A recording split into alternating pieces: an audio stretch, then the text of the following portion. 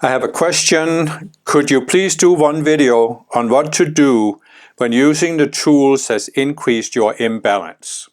And I'm assuming we're talking about the tools that I have posted in my Spiritual Toolbox playlist, or that you find on Transcendent Toolbox. It's tools for invoking spiritual light from the Ascended Masters.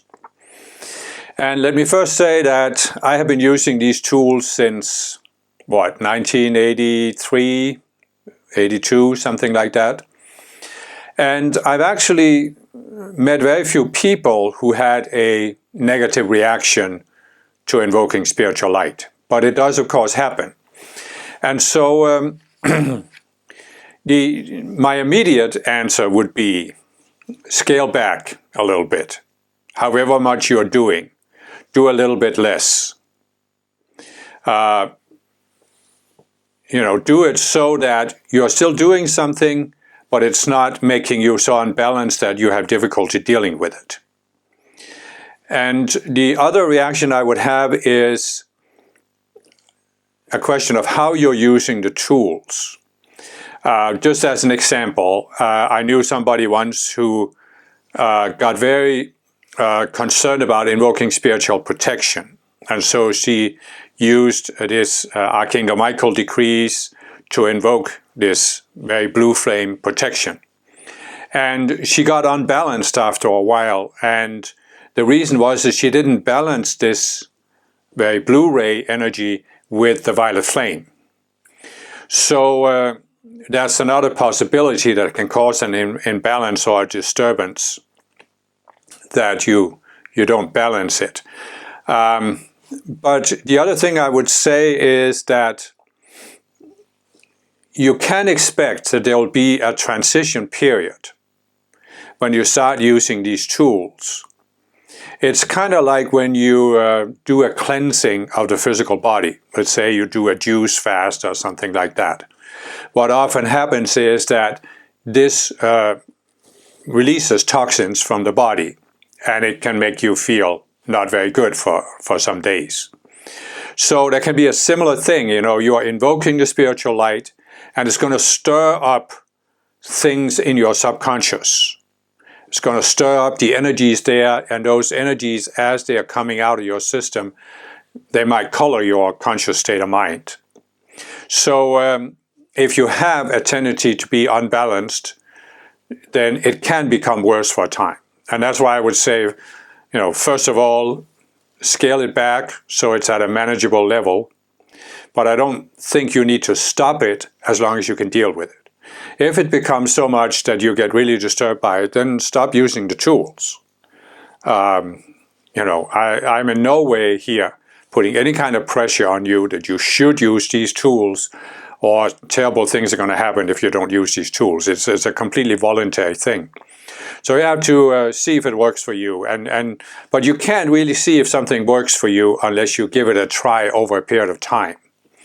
So that's why I'm saying, unless there's some extreme circumstance that it becomes unbearable to you, you need to take a little bit of a long view.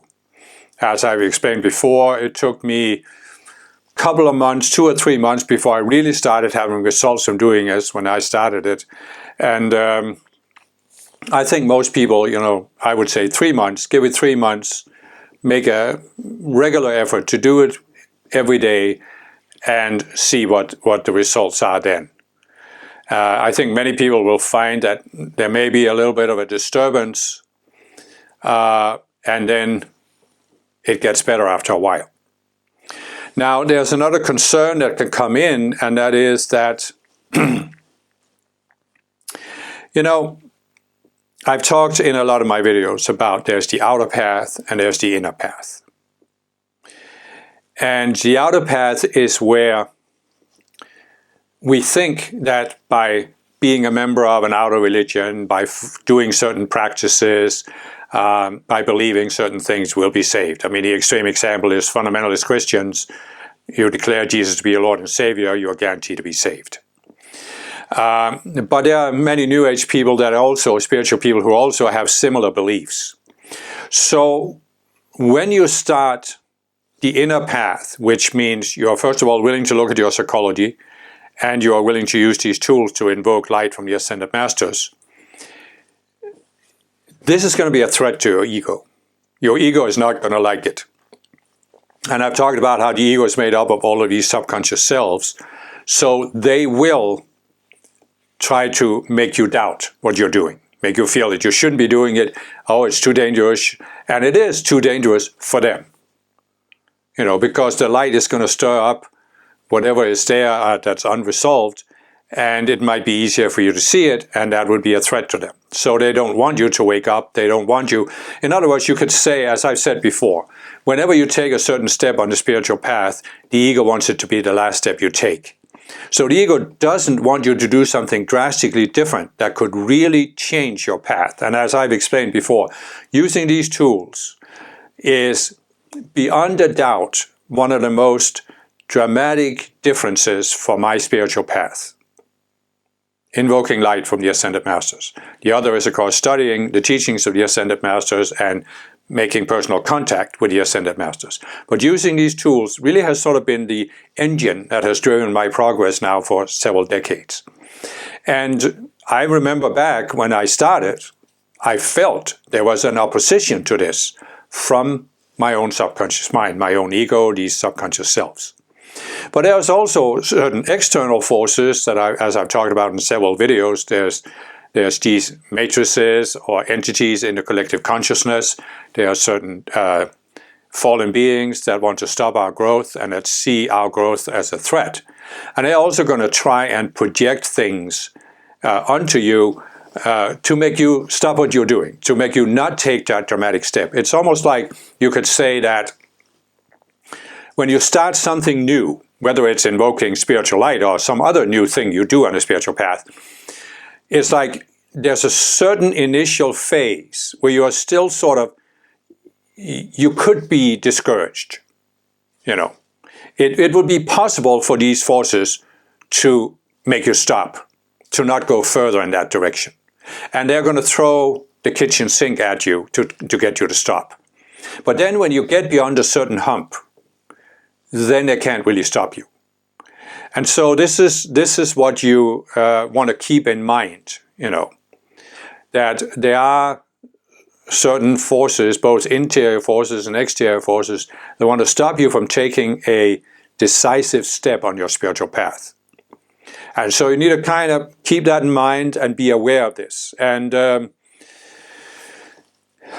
you know, you can, so you can look at it this way, that there are these forces. And they are absolutely there, and they will try. And I've met many people who were affected by this and who later came to realize that they were affected by these forces. But it's not really the only explanation. I mean, as I said, there are the internal forces. So what I would say is that many of us, when we first find the path, or when we hear about Ascended Master and decide doing the decrees, we can have a certain psychological imbalance. And this imbalance can cause us to use these spiritual tools or to approach the teachings or the path in an imbalanced manner. So I look back at myself, for example, and when I first heard about using these decrees and invocations to invoke light, first I was very reluctant to do it. Because, as I've said, I was used to meditating, and that's, you're sitting quietly. When you have to say something aloud, other people could hear it, they could be disturbed by it, and those kind of things. And today, it's not a concern for me, but back then it was. And so it took me a while to get started. After I had gotten started, I noticed I got significant results from it. As I said, after a couple of months, I could start falling asleep at night. And I could start thinking about painful experiences from my past without the pain. And so I realized they are working. But then I went through a phase of actually several years where I became obsessive compulsive about doing the decrees. It was like I had to do a certain amount of decrees a day. And then, you know, where does that end? I mean, how many hours of decrees can you do every day if you really want to make spiritual progress? And this is something you see basically in all spiritual movements. I remember in my first meditation movement, it was you could meditate more. You could take more classes, more of these courses, meditation courses, where you meditated all day, basically.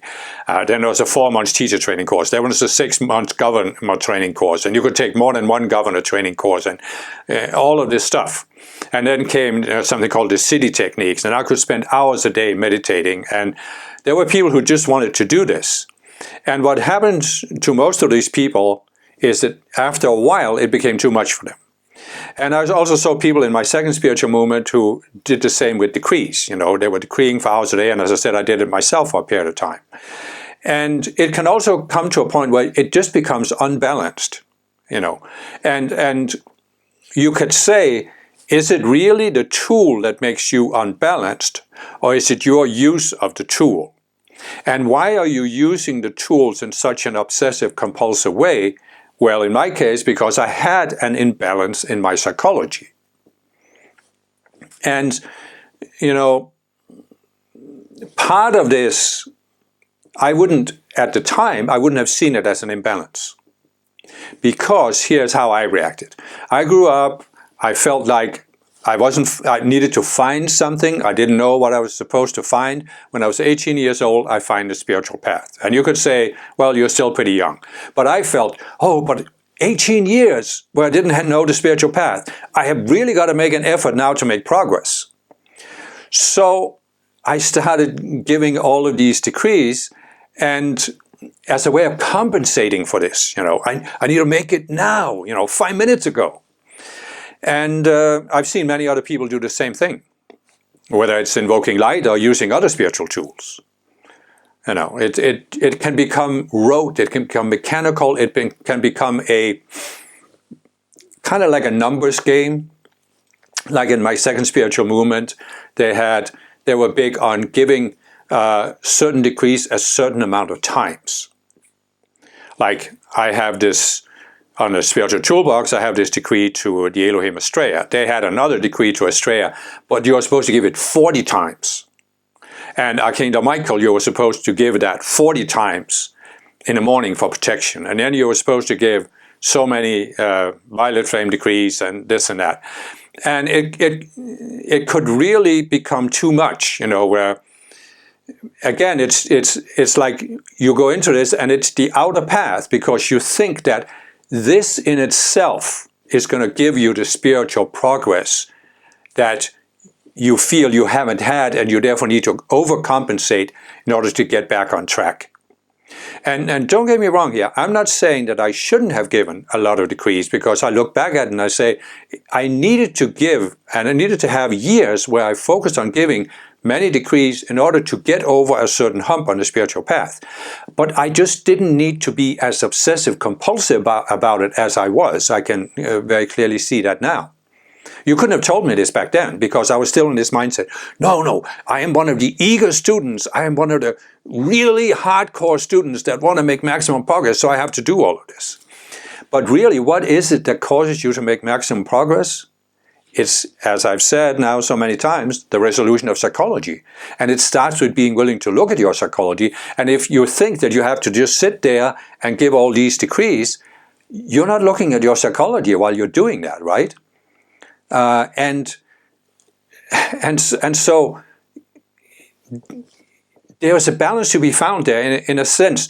Invoking spiritual light, yes, it is necessary because you have a certain amount of misqualified energy you need to requalify. They would say in my second spiritual movement, a certain amount of karma you need to balance. And that's genuine enough. But the purpose is, as I've said, you have accumulated fear-based energy in your emotional body, for example. And it prevents you from looking at your traumas because it's so painful to look at them. So you transmute some of that energy, and now it becomes manageable to look at the psychology. But if you don't do that, if you think, I just have to keep doing all these decrees, then the trauma will go away by itself. Then there comes a point where you're hindering your progress. So in other words, I can see when I look back, there were years where giving as many decrees as I did actually did help my progress. But there were also years after a certain point where I didn't make as fast progress as I could have if I had focused more on my psychology and less on doing the outer things.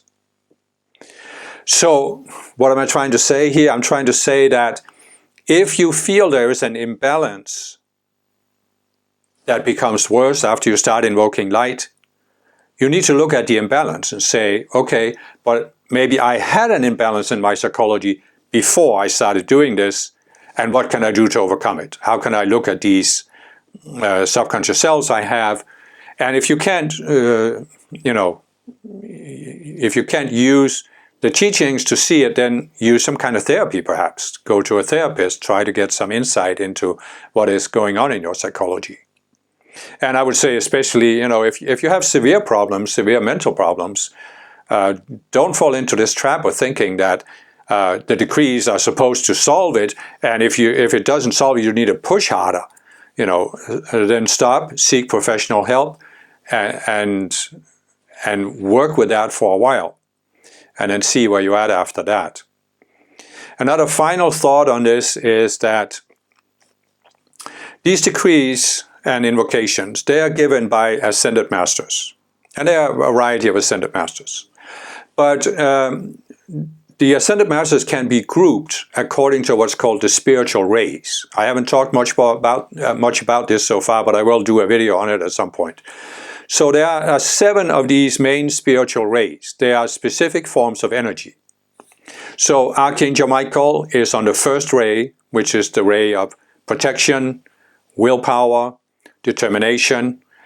And Estrella, the Elohim Estrella, is on the 4th ray, which is the ray of purity and acceleration. And Saint Germain is on the 7th ray of freedom.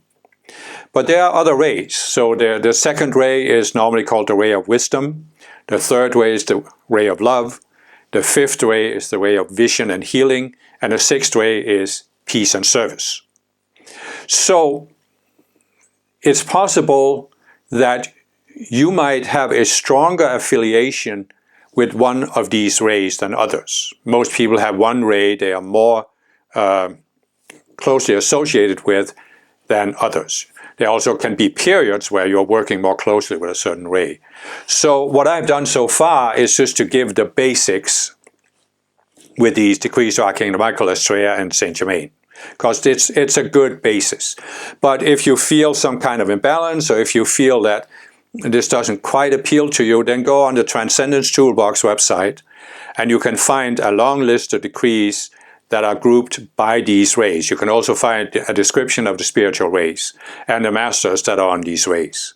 And then see if there's one of the other rays that you're more closely affiliated with. I'm not saying you shouldn't do Archangel Michael protection or Estrella to cut you free, but perhaps you need love to balance, or peace, or whatever it may be for you individually. So,